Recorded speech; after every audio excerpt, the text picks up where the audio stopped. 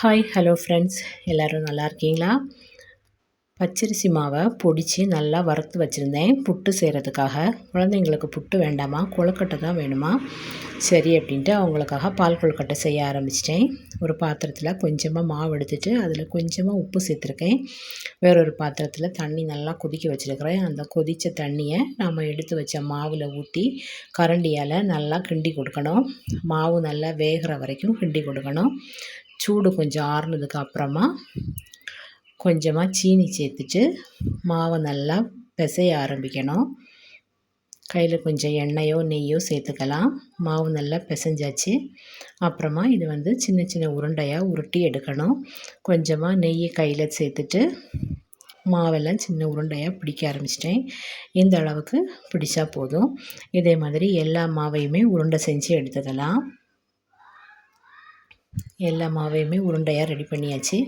அப்புறமா வேறொரு பாத்திரத்தில் ஒரு கரண்டி பச்சரிசி மாவு எடுத்துட்டு அதில் நான் 3 கிளாஸ் தண்ணி சேர்த்துருக்கேன்.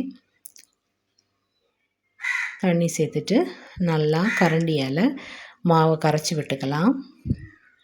மாவு நல்லா கரைஞ்சாச்சு.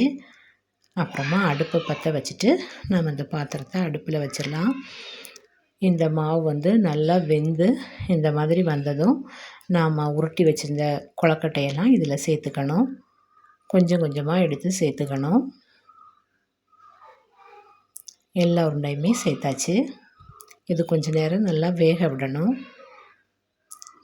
கொஞ்சம் கொதித்து வந்ததும் இதில் நம்ம தேவையான அளவு சீனி சேர்த்துக்கலாம்.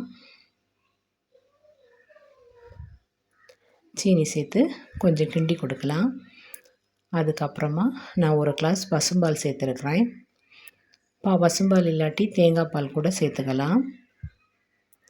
இது நம்ம முதல்லையே கொழுக்கட்டையை நல்லா கொதிக்கிற வெந்நீரில் வேக வச்சதுனால டக்குன்னு ரெடி ஆயிரும். பால் ஊற்றி ஒரு 10 நிமிஷம் வேக விட்டாலே போதும், கொழுக்கட்டை ரெடி ஆயிரும். இனிமேல் அடுப்பை ஆஃப் பண்ணியாச்சு. சூப்பரான பால் கொழுக்கட்டை ரெடி ஆயிடுச்சு. யாருக்கெல்லாம் பால் கொழுக்கட்டை பிடிக்கும் அப்படின்னு கமெண்டில் சொல்லுங்கள். அப்புறமா நம்ம சேனல் யாருக்கெல்லாம் பிடிச்சிருக்கோ அவங்கெல்லாம் சப்ஸ்கிரைப் பண்ணுங்கள், லைக் பண்ணுங்கள், சப்போர்ட் பண்ணுங்கள். ஓகே, பாய், தேங்க்யூ. உங்கள் வீட்டில் இன்றைக்கி என்ன பிரேக்ஃபாஸ்ட் அப்படிங்கிறத கமெண்டில் சொல்லுங்கள். பாய்.